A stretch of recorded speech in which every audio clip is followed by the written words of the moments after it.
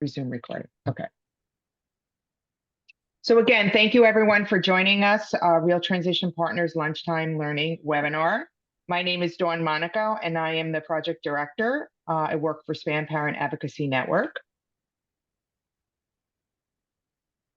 So if you are not familiar with us, Real Transition Partners is jointly managed by SPAN Parent Advocacy Network, the Federation for Children with Special Needs in Massachusetts, include NYC, in Manhattan, the Parent Network of Western New York in Buffalo, and Starbridge in Rochester, New York. Real Transition Partners provide information, training, and technical assistance and support to parent centers, youth and young adults with disabilities, and their families and professionals. So just a couple housekeeping items. We will mute everyone so that the webinar is not interrupted. There will be time at the end for questions and answers. At that time, you can unmute yourself if you need to do so. We will be monitoring the chat, so if you would like to put a question in the chat box, you can put it in there, and we will go ahead and read it later at the end of the presentation. We will also be providing a poll at the end. Please be sure to tell us your thoughts because it's really important to us for future webinars. We are recording this. You will receive an email afterwards with this recording along with a link to the resources and the presentation. So I'm going to stop recording. I'm gonna shoot, did it? Yeah, I thought I stopped recording. I'm going to stop sharing so that the presenters can share. We have today with us Tanya Weichman from the Parent Network of Western New York and Dylan Campbell from Maine Parent Federation. They will introduce themselves. They both have presented for us in the past, so we're grateful that they came back to present this topic for us. So welcome, Tanya and Dylan. And you can go ahead. Thank you. Thank you, Dawn, and thank you everyone for joining us today on your lunch break. Here today, we're kind of going to talk about that transition to adulthood and how the roles change for the parents and also how the roles change for that young adult. Is my screen showing just to? Yes, Tanya. Yes, it is. Thank you, Dylan. So my name is Tanya Weichman. I work for an organization called Parent Network of Western New York. We are located in Buffalo, New York, and I handle transition at that organization. I have been doing this work for 23 years, and it always amazes me how when we set the goal and we put supports and help in place for our young adults, that they exceed any of the expectations and that they can achieve their goals of, everyone being a part of that and helping them figure out their next step. And thank you, Tanya. I share a lot of the same goals as you mentioned there. But hi, everyone. My name is Dylan Campbell, and I'm a youth coordinator and parent trainer at Maine Parent Federation up in Maine. And I've been with the agency since around 2017, really working alongside our schools and young people around self-advocacy, transition planning, and especially supported decision-making. So I'm super excited to be here today to talk about one of my most passionate topics.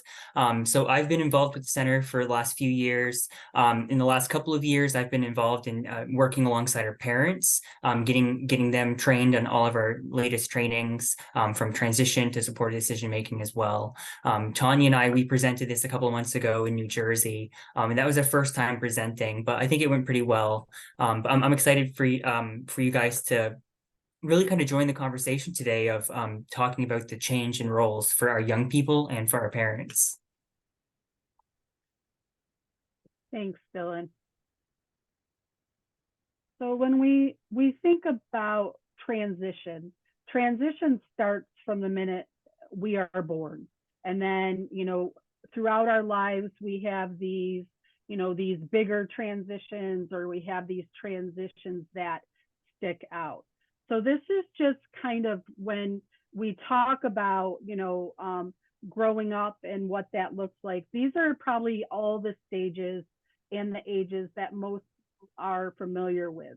And then if you think back, if you're a young adult on here, even you thinking back to when you're younger, or my parents or caregivers that are on here, you think to some of these different stages, and you probably have some memories. You start and you thinking about some of those transitions that had to happen during that time.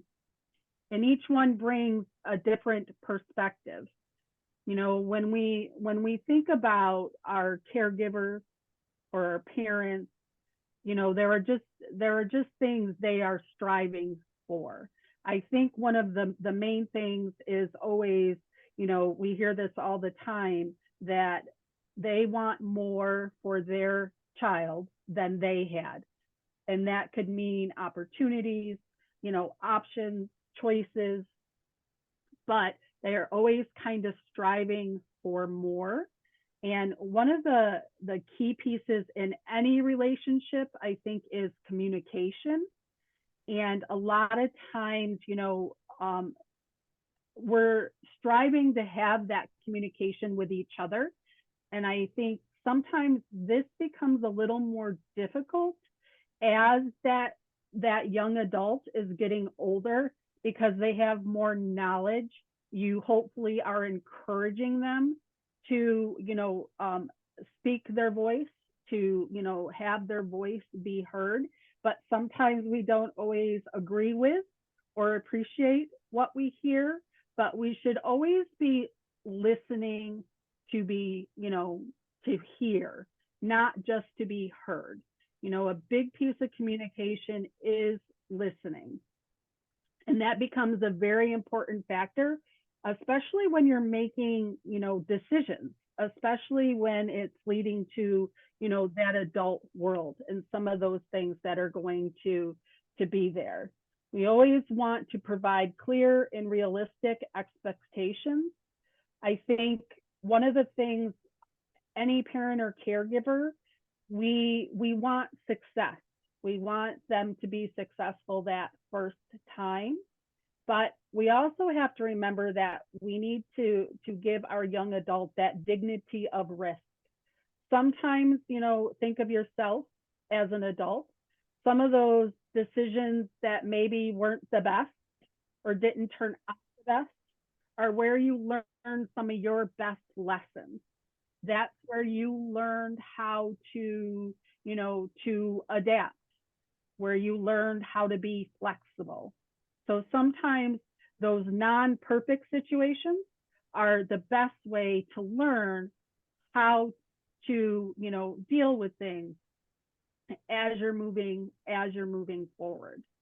As always, I feel I don't need to say this, but I always like to say this. It's, everyone wants that unconditional love, that even if I am not doing exactly what you want me to do, at the end of the day, you're going to be there to support me. You're going to be there to help me, figure it out if it doesn't work out correctly, or be there to celebrate with me if it does turn out to be what should have happened. And then I think one of the tough things is always, being that parent, being that person, using your experiences to help them kind of make those choices and look at their options. Some of the things that young adults tell me that they really need in this transition time. So if we had to kind of put an age or a time frame on it, I would say that this is probably, around high school, usually around those 2 years right before they're about to exit. I think this is when we're really asking them a lot more questions. And, coming from the school side of things, sometimes, we're asking the questions, but we kind of forget they're 16, 17, 18, and they don't necessarily know the answers. So we need to kind of give them time to process that. They really want to be heard, and I hear this a lot, especially when it comes to young adults who aren't thinking college after high school. We put a lot of pressure on our kids that in order to be successful, you must go to college. And that is not necessarily the only path for every student, especially those students who have learning differences. For some of them, I think they have gotten through high school and it has been a struggle and they're kind of tired. And so for some of them, they want to kind of look potentially at some different avenue of, to reach their goal. And I think that's where the feel supported comes in. They want to feel that the adults in their life are behind their decision, that they're there for them to kind of help them figure out what those steps will be. They want to be able to take that risk. They want to be able to maybe do something that isn't necessarily what you would have thought or wanted them to do. And this next one, be the main decision maker. I think this is a struggle for every parent, because legally, under the law, you are the ultimate decision maker until at least the age of 18. And that transition, kind of giving up that ability, is a struggle sometimes, because again, some young adults, they haven't yet fully developed all the knowledge, all those tools and skills that they're going to need to make those decisions. But the older they get, the more we should welcome that. And one of the reasons is, if we're encouraging them to do this, well, we still have some of that, decision making power. We can help them develop those. So when it is on them, they can do it appropriately, and they can get their needs met. And young adults too, I always like to remind them that you have all these things, but you also need to show the respect, and you need to listen also. If you are expecting the others, those adults in your life, to listen to you and value what you have to say, you also need to make sure that you are doing that to them, that you are valuing what they're bringing to the table around this discussion, whatever that discussion is about.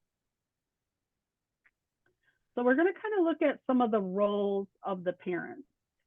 And I think that this is important, and I really want to encourage my young adults on here with us.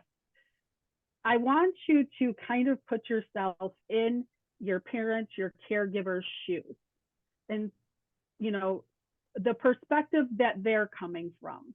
We always talk about wanting them to meet us where we are, listen to us.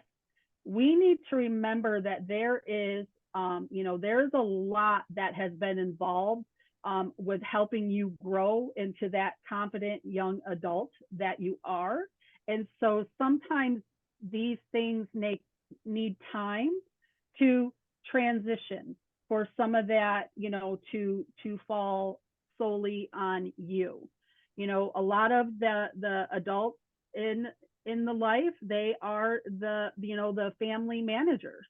They're the ones that make sure all appointments are made, that you have everything that you need for school. They're using a lot of organization for you. I work with a lot of different families. There are some families, they all have a shared calendar, so a lot of times there's usually one adult that kind of is in charge of that and make sure that, everyone's in there.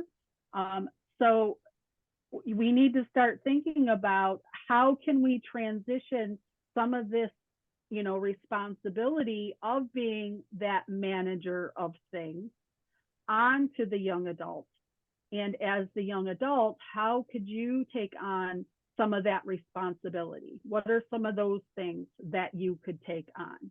And, I always say, it always amazes me when I talk to young adults and how many of them tell me their parent still gets them up in the morning for school.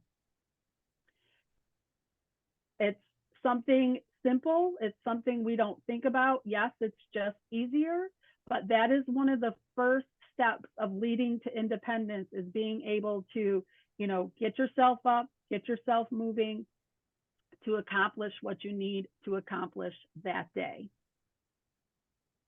Parents and caregivers, it's all about that love, the affection, the encouragement. A lot of times they're making decisions that are based on safety. They need to make those decisions of whether that is a good thing or, maybe not such a good thing, even though it's something we may really want to do. For the most part, the adults in your life are really just looking out and want the best for you.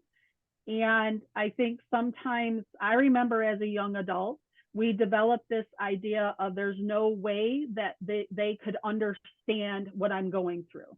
They have no clue what I'm going through right now.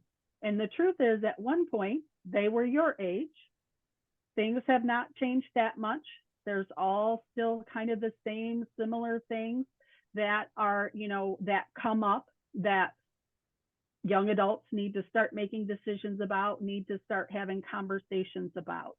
So just kind of keep that in mind again, that sometimes when there is resistance of you being able to do what you would like to do, a lot of times it is coming from a very good place. It is coming from a place of safety and concern. And also parents, sometimes too, we need to stop and think, that piece of really listen to them. And if it's something they really want to do, is there a way to compromise so that you can still have that feeling of safety, but that young adult gets to experience something that they wanted to experience? And that kind of rolls right into, as the parent, being a parent, you set those limits. You kind of, you set those boundaries that young adult is expected to follow. One thing that we see, time and time again, they write a lot of articles about it, is a lot of times, explain those boundaries to that young adult and explain why they're in place. And a lot of times there's more understanding, if they understand why you want them home at a certain time, there's more likelihood that they will do it willingly without pushback or without having to, face a consequence of whatever that consequence is. And, as that parent and caregiver, you are the first life coach. You are that first person that is teaching that child the knowledge that they're going to need for the adult world. You're the first one that's going to give them some of those exposures and some of those experiences that are out there. And as we know, our world is and can be a scary place, but we need to remember that someday they are going to be out in that world. So we need to remember to bring along our knowledge to help them be prepared, for them to be able to, make those decisions and make those choices. And, kind of let them build that independence, but in a safe, contained way. So again, that once they are ready, once that adulthood is there, that they can reach and achieve whatever those goals are that they are thinking about. And, interacting with the world, that is one of the best ways to learn about the world, and I think that's sometimes where some of the best conversations come from. I'm thinking right now with some of the individuals I work with, they are choosing college, and some of them are choosing colleges, 6, 8, 10 hours away from home. And that has become a real struggle for some of the families because of some of those, real world factors that they are afraid of. But if there's a open dialogue and a conversation, I am seeing where most groups, most families and young adults, they are coming up with a solution that kind of works for everyone, that feels that need for, of that group.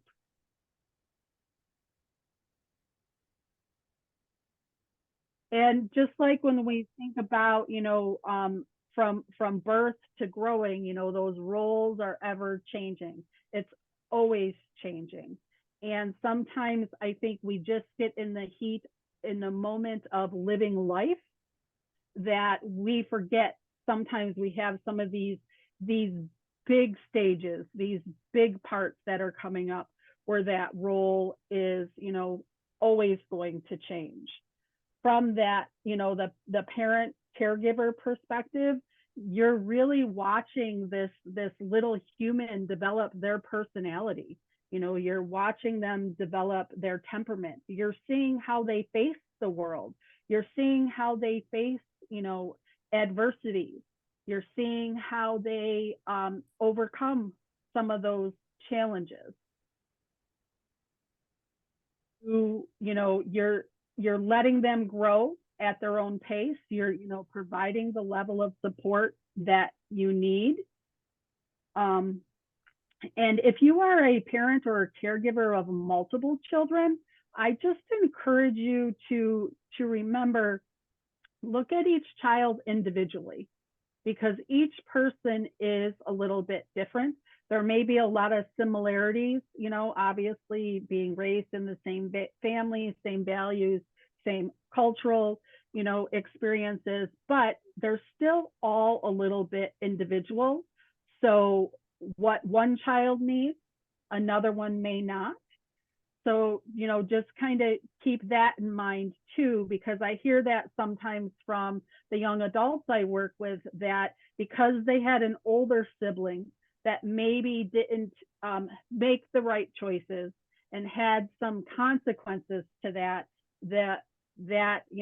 parent is afraid to let that younger sibling try those same type of things. And so that's where you, knowing your child, your young adult, is looking to see, okay, so the older sibling couldn't handle it, but can that younger sibling handle it? And there becomes a point where you kind of become an advisor, where you really do kind of sit back and, you don't want to be a judger, you don't want to be the decision maker, but you kind of become more of as an advisor, as someone that can talk them through it. Make sure that they're looking at, the pros and the cons of that decision that they're making. Having conversations about, what is that consequence? And I think that's, something too, over the years that I've discovered is we always think of consequence as a negative, and consequences are not always negative. A consequence is the result of the action. So sometimes, it's not just a bad decision. Sometimes it is just a decision was made, and this is where we are. We need to figure out how to move forward. So don't undervalue your role as an advisor in your young adult's life. Your changing role is good. It is a great sign that you are, that you're doing your job, that you're reaching your goals. Everyone wants to raise nice, young, responsible individuals. And so that independence, it is a good thing, as long as it's coming along with, some of that respect on both sides. One thing that, I always talk a lot to families about too is part of this growing process is also about planning and putting things in place. We have, each individual has different limitations and different needs, and especially our young adults that may have some more significant learning differences. We need to realize as that, that adult in their life, that decision maker, a lot of times for them, that we are not getting out of this alive. And so we need to have plans in place. And in these plans, we should encourage that young adult to be as much as that process and use their voice as much as they can to ensure that they continue to be safe, that they continue to be able to grow. So it's always about planning. It's always about looking forward. And I think sometimes we lose that. We lose that due to the daily grind of life and what is going on. Another thing is, you are not in this alone. There are, millions of people whose children are in these transition phases. They're in this phase, getting ready to move to adulthood. Lean on each other, have conversations with each other, find out, from their perspective, what did that look like? So whether it is, the type of next step that they take, or if it's, they want to get their driver's license, just talk to other parents that have been there, who kind of see it, because then you're a little more prepared for what may come up for that young adult. Same type of thing, for that young adult, keeping in mind what that change looks like for them. Independence, again, there is nothing that builds more confidence than a young adult feeling like they have been heard and that they can, make a decision and be supported in that decision. Teaching responsibility, as they're growing up, and responsibility across the board with all different things. Again, with responsibility comes some of that pride. It comes problem solving skills are a natural part of that responsibility, which, as we know, that we all need problem solving skills. That's something that never goes away. The decision making, being able to, I think, depending on the level of decision, right? Some of them, it's okay if it's just a spontaneous decision, but sometimes there's bigger things that, we need to really think about, and we need to look at all the aspects of that. And, again, if they're young adults and we're helping them do this, we get to kind of see, those sides that maybe they're not thinking about that could impact that decision. So that's when we're supportive and we're encouraging and we're bringing up some of those points that maybe they have forgot about, or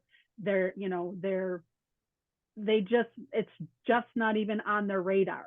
They know, everyone knows what they know. So if this is a first time that they're thinking about this, or the first experience of something, they may not know the other side of it. So that's where we, as the adults, the supporters, come along and can be very beneficial to these young adults. And then showing they can do it, right? Again, there's this level of confidence that comes along when the young adult does make a decision And even though it may not be the decision we initially wanted, if they really think it through and they are supporting that decision, and they've done their due diligence and they've looked, there's nothing better than kind of seeing that role change, seeing that grow. These are just a little cartoon for parents. And I feel this is true. If I had to classify our parenting style, I would call it a 24/7, terrifying, all-consuming, worrying style. And that's the truth. There is a lot of worry, there's a lot of fear that comes along with raising a child. This is just for, to kind of stop and think about parenting style. Parenting styles do play into how these transitions happen. Parenting style does play into sometimes to the skills, the abilities that young adults have. So these are 4 different types of parenting styles. And I just bring this up to kind of get my family to think about, so what is your parenting style? And I'm not saying that there's a right or a wrong. Everyone has their own style. But what I'm saying is sometimes that style does impact the opportunities and the skills that young adult, that child is learning. So when we think about the adult world, sometimes we need to just make sure they're getting all those skills that they do need. These are just some ways to continue that positive parenting, which I'm confident at some point in time, if not all of them, the adults, the caregivers, they are using these positive parenting types. This is, again, another just little meme. At some point we have to stop swaddling them, right? And I think that's the biggest piece, is that kind of letting go, that piece of knowing that the roles are changing and acknowledging that and coming to terms with that so that young adult can continue to grow. The number one thing that is seen is it's the fear. A lot of times, young adults are told no, or they're not given the opportunity because there is a fear. And it's usually a legitimate fear. There's a fear of the unknown. Will they be able to handle those opportunities? Are they going to be able, to have a group of friends? Are they going to find their people? And I think that's one of the scary things. And sometimes that fear comes from our own experience. But again, would just encourage, every adult that just because it was our experience doesn't necessarily mean it's going to be that young adult experience. And a lot of times when the fears are addressed or they're discussed, there's ways to overcome that. There's ways to, to come to terms with them. For my adults, my parents and my caregivers, you're letting go, but you're not. I don't think anyone truly lets go. I'm 50 years old. My parents are in their 70s, but yet there's still things I always go to my parents to. But some of the things that they, we need to back off on as they, get older is, one, we need to be prepared for it. We need to realize that soon they will be an adult and they at some point will not be under your roof. And so they will be making their own decisions. But again, with help, with the support, we're teaching them those skills so that they can, figure out those next steps. So some of that is, keeping that communication open, and making sure that they know no matter what, that you are there to support them, that they can come to you, they can talk things through with you. Let them be part of that letting go. Let them take on a little bit more responsibility. What are some of those adulting things that you do for them that they could start taking on? So again, you can be there to help them develop that skill, so that when it is fully on them, they are able to do it without, any problems or major concerns. It's all about being prepared. And I think this is the toughest piece. When you stop and you think, when they were babies, you start preparing, right, for them. First they're eating formula, and then you're preparing for them to eat solid foods, and then you're preparing for them to walk, and then you're preparing for them to start school. So you've always been preparing all along. This doesn't stop as they get older. So, just really stop and think about your concerns when it comes to them being an adult, and what can you do now to put some of those things in place, whether it's opportunities or skill development or, programming that is going to help them be as successful as possible as they're reaching their goals. Education, especially if you have children with learning differences, I think is one of the biggest struggles.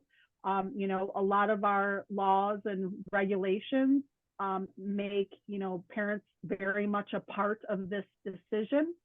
And then when they start moving on to those next steps, we live in this world of eligibility where that falls on that young adult. They need to know how to advocate for themselves. They need to be able to express those needs that they need in order to be successful.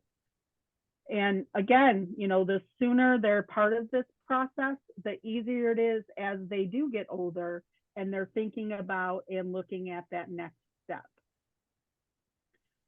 Always keep those communication lines open. With that young adult, but also those other individuals that are being the advisors or the mentors or the teachers in your child's life. Try not to be judgmental. A lot of times things are just said because it's something they heard or it seems like it's something maybe fun. Instead of just saying no, absolutely not, try to have a little deeper conversation to see, what is it? Why do they want to do it? What is it that they really want to do? And then ask them, what are your goals? What are you thinking for the future? That kind of helps you get on that same page. That helps you kind of, come to terms with, okay, so this is what they're thinking, then, this is what we need to be looking at, or this is what we need to be participating in. Again, we've talked about these a lot. These are all the things that, be part of that process. Let them develop some of those skills that they're going to need. Give up some of that responsibility to them so that they can continue to move forward. And that next step, think of those young adults.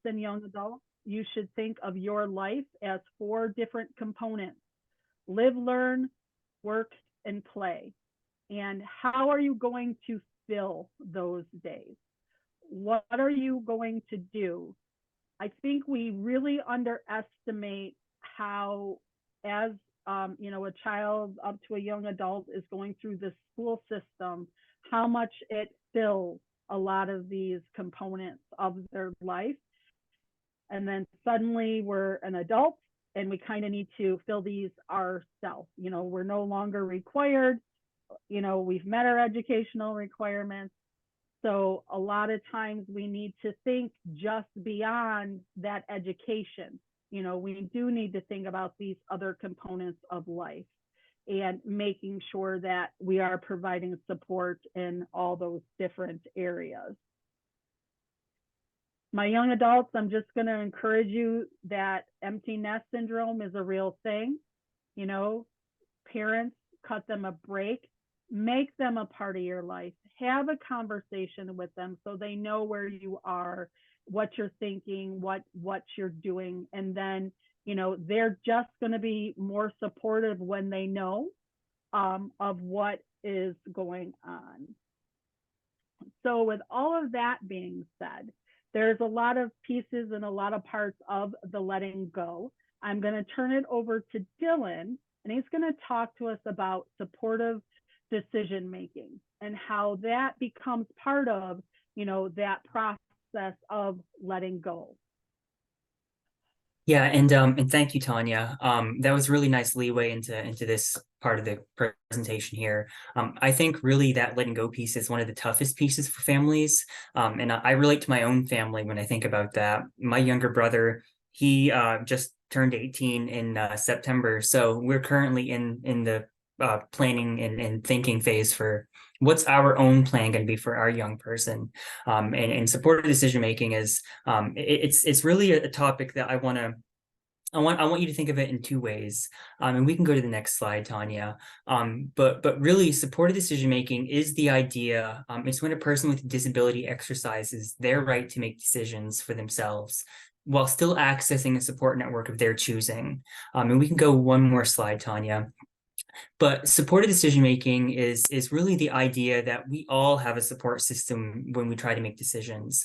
We all have those natural supporters that we reach out to, and really one of the examples that I always use is buying a car. So if I'm going to go buy a car, I'm most likely not just going to go to the dealership and purchase the one I like. I'm going to reach out to friends, family members, individuals I know that know something about cars, and really get their opinion on it. I'm going to reach out to my supporters. And the reason why this is such an important concept is because to get to that point, we really have to do a lot of the work beforehand. We have to help our young person build those self-advocacy skills, you know, recognizing their strengths, their challenges, their needs, building their communication skills to be able to be able to share their needs with others, be able to help them learn what goes into making a decision, and then helping them build that support network to access for making decisions. But really, I want to encourage you to all explore your state's laws on supported decision making. Here in Maine, supported decision making was written into our probate code in 2019. So essentially, what that means is supported decision making is a least restrictive alternative as an alternative to guardianship. So in Maine, it's a protection for individuals, and within the process for guardianship, essentially supported decision-making has to be ruled out as a non-viable option. And we can go one more slide, Tanya.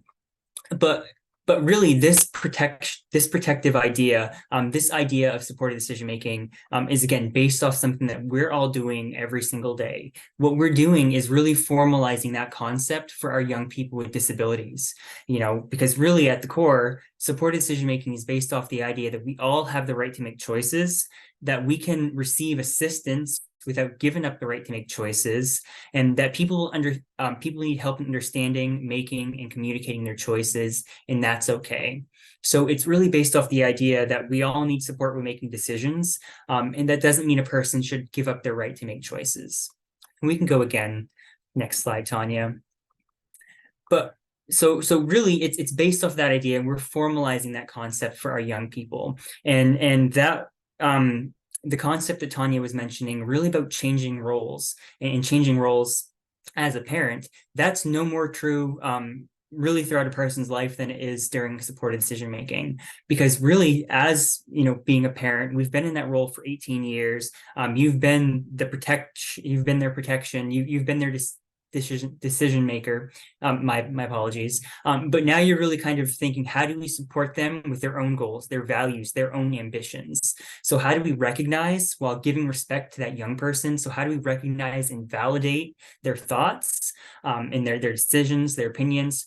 How do we provide the additional information that they may not have thought about? And usually that can look like asking additional questions, or trying to make them aware of a different angle that they might not have thought of, giving them that other perspective.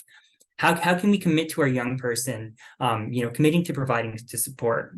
You don't want to commit to a young person and say, yeah, I'll provide support, and then not be available in a month or so. So how can we really commit to our young people, and think how can we contribute to those areas that we have expertise in? So going back to my example, I might reach out to my uncle because he has expertise in cars, but we're all going to have different individuals in our life with different expertise. So how can we have them support us in those different areas? And we can go another slide, Tanya. And for our young people, we really need them to think of all the different areas in their life where they think that they need support. So we do an activity here with our youth in Maine called Who I Want or When I Want Support. And really what this is this is a self-assessment activity for our young people to take a look at different activities of daily living underneath these different areas. And it really lays out whether I can do this by myself, I need somebody to do this for me, or I want somebody to do this, or I can do this with support. So really this tool is an assessment to help identify which areas, do you think you need support in?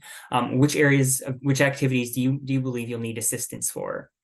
So really, it's about identifying those different areas where your young person will need support, where they think that they'll need support. And keep in mind, this will look different for really every young person as well. All of our needs are different. So the areas that we need support in will be different as well. And we can continue on one more. So really within supported decision making, I think just going back to that concept of really what does it look like as a parent being a supporter, and really I know this is so true for my own family because really they've been in that role of making decisions. So how do we help them become a provider? How do we help them understand that providing support doesn't mean that you're making the decision for our young person? So how do you step into that role? So really, I think the core of this is just remembering as a parent, but also being a supporter, you're not making a decision for the individual, but really you're trying to provide the additional information so they can make the best decision off their behalf. And that is really just a very quick excerpt of what supported decision making is. I didn't want to get into too much detail, but again, I encourage you to check out what supported decision making is in your state, how it works, what your laws are, because it's different across each state. But even if you don't have supported decision making as a protection or in your laws, you can still practice the concept of supported decision making, that model of thinking of having a support network around you to help you make your decisions. I think that's a really valid point, Dylan, is that the model itself, and more states are, involving this and including this in their codes.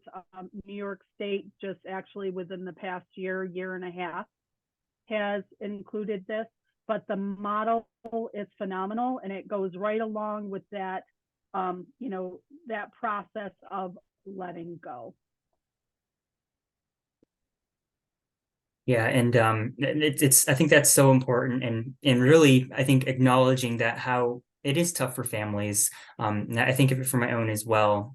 I was just having a conversation with my family that for reasons they they had different parenting styles for myself and my siblings, but really trying to help them get to that point of stop being a hover mom, because really I think that we want to get them to that point for them to make decisions for themselves, and also at the same time acknowledging our parents won't always be there for us, and how do we help our young people get to the point where they have a support system, they have a plan to be able to make choices and decisions for when the inevitable happens. Um, Thank you, everyone. thank you, both Tanya and Dylan. This is great. Does anybody have any questions for them? You can put it in the chat. We can read them, or if you'd like to unmute yourself, you can go ahead and do that. I know we only have a few minutes, but we can go a couple longer if that works for you. As you see, I did put the poll up, so if you could please just give us your thoughts on this webinar, that would be extremely helpful to us. Also in the chat are several links, one of which is to this presentation and to some resources. Also, Dylan had shared with me a supported decision-making series that he facilitated along with an e-booklet. I put the link to that in the chat as well. I put our web page on the SPAN website on Real Transition Partners. All of our recorded webinars are there, as well as the YouTube channel we have at SPAN, which has many other transition-related recorded webinars and resources. So that's all in there as well. You will, in the presentation, I think Tanya and Dylan put their contact information if you need that and you'd like to reach out. But I don't see any questions in the chat.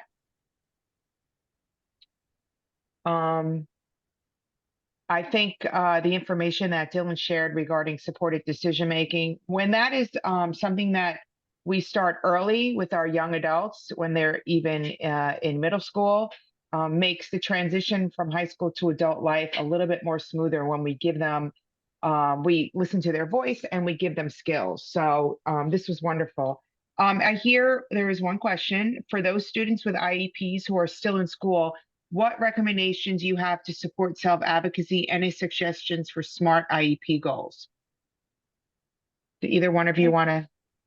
Yep, I think that one of the first pieces of that self-advocacy is make sure they are attending those IEP meetings, you know, that they're there and able to express their goals so the adults around the table can hear, you know, their thoughts, what they are thinking. I think, you know, as far as the IEP goals, I think big things are just in general is you want to kind of focus on, you know, communication, organization, and that problem solving. I think those are kind of those big factors that sometimes where some students with learning differences, they need skill development in those areas. So goals that kind of focus on those skills could be very beneficial to help lead to that self-advocacy piece. And Dylan, I don't know if you have anything to add. Yeah, no, that was really nicely said. I put it in the chat box as well. But really remembering that, you know, participation and attending your IEP, that can look different as well. And I think that's an area where we can be creative with our young people. So, you know, in the past, I've worked with young people and maybe they've been nervous about joining their IEP, but they've created a PowerPoint, or maybe they've shared a piece of work, or even, you know, simply, you know, introduced themselves at the beginning, but then left before the conversations happened. So I think being creative and being open about what that involvement can look like, I think that can help ease some of those barriers and concerns as well. Yeah, and I think when we start bringing our even young students, I mean, I'm as young as kindergarten and first grade, we bring them to the IEP meeting. Certainly they can't participate very well at that point, but seeing that those meetings are every year, facilitated every year on their behalf, makes it more comfortable for them to be there when they're in high school, where it's really important that they attend. How can the students and their families try to change the school mentality that still presumes incompetence for students with disabilities and IEPs? Be the squeaky wheel. Just Mhm. keep bringing it up and Don't showing allow them, it, right? yeah, what they can do.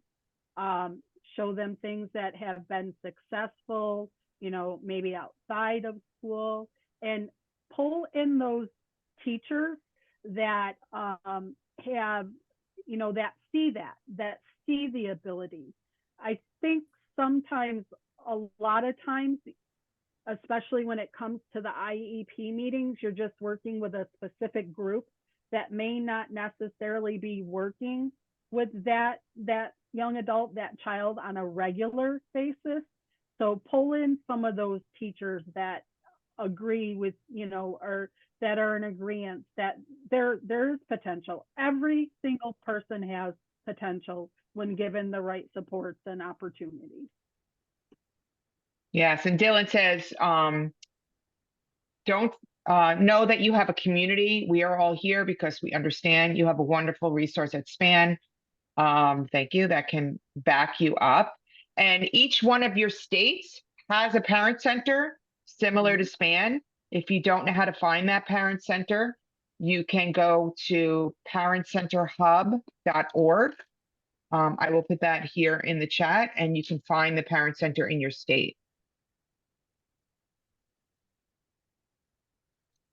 So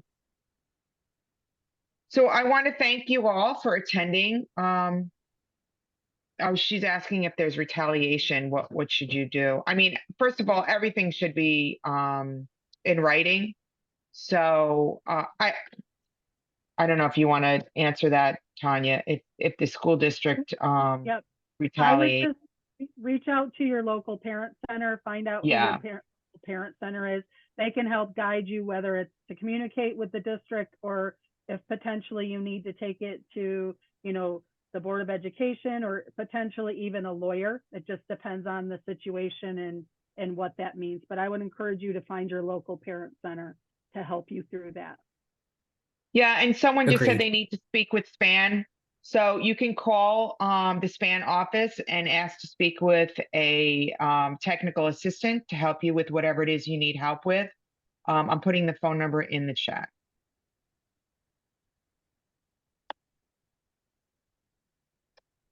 Thank you so much, everyone. Thank you for joining us. Thank you for taking the poll. Thank you, Tanya and Dylan, as always. And thank you, Guillermo, for translating. And keep your eyes and ears open for future webinars. You will receive this recording via the email that you registered with at Eventbrite. So thank you all. Have a great day, everyone. Thank you. Thanks, everyone.